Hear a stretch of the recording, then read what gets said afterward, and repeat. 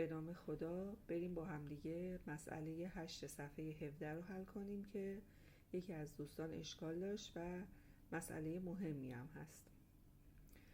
تو مسئله 8 گفته که در دایره C به مرکز O و شعاع R نشون بدید که وتر آبی بزرگتر از وتر CD.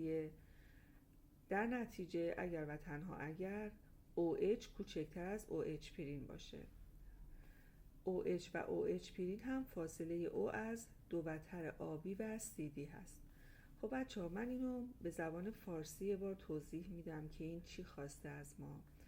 من اینجا یه دایره میکشم به این ترتیب، اینم مرکزش.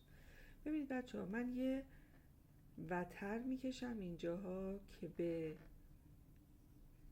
مرکز نزدیکه، یه وتر میکشم که همونطور که تو شکل میبینید از مرکز چیه؟ دوره.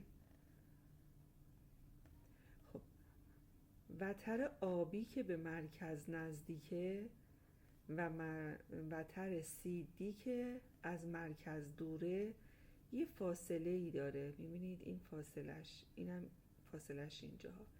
اینو H بریم بذاریم، اینو H بذاریم. همونطور که میبینید فاصله OH کمتر از فاصله OH پرین میشه. چرا؟ چون وتر آبی بزرگتره. یا بخوام به یه شکل دیگه بهتون نشون بدم، یه دایره دیگه میکشم اینجا،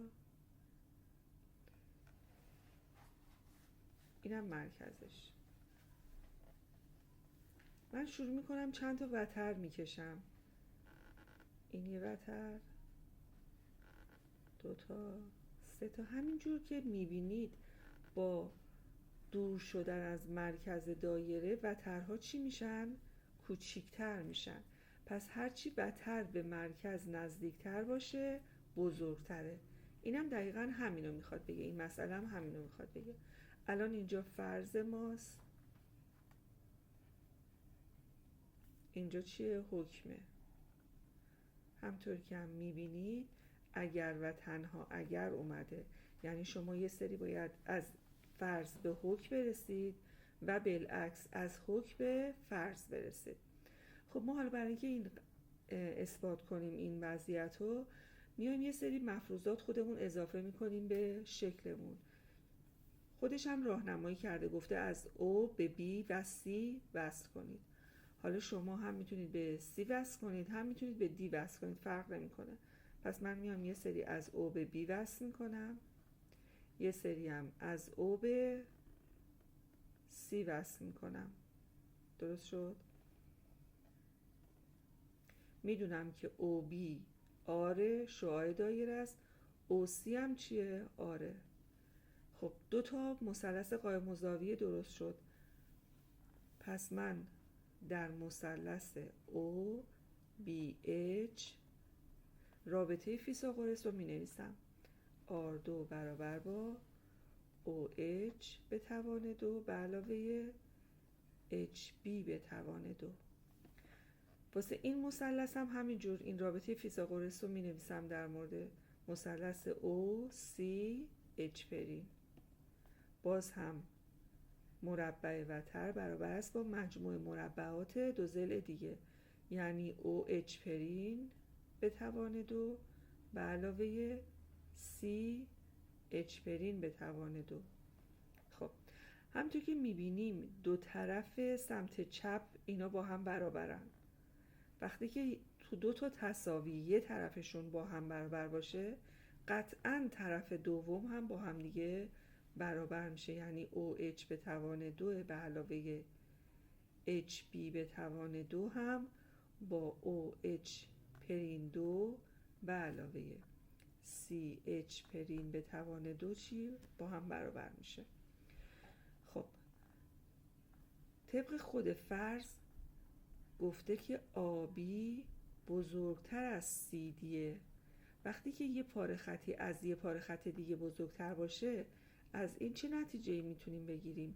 نصف آبی هم از نصف CD بزرگتر خواهد بود. حالا نصف آبی چیه؟ نصف آبی HBه، نصف CD چیه؟ CH پرینه، درسته؟ نصفشه دیگه. خب حالا بیایم یه مثال عددی بزنیم که بهتر متوجه بشید. وقتی 3 به علاوه 7 میشه 10، 4 به علاوه 6 هم میشه 10، دو طرف تساوی مساویان.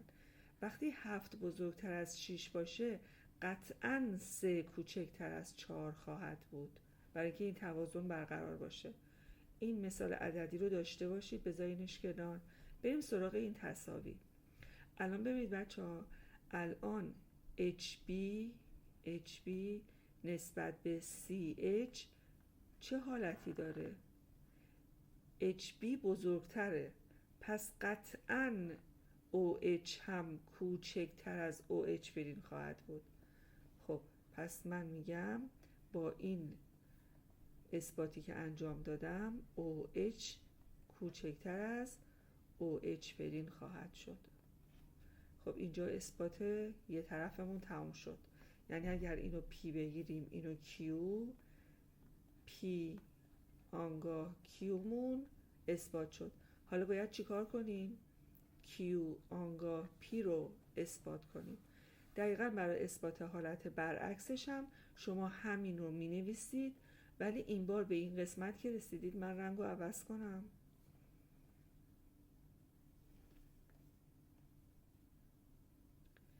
خب به این قسمت که رسیدید این بار از اینجا شروع کنید، بگید OH کوچکتر از OH پرینه، یعنی این دوتا رو با هم مقایسه کنید.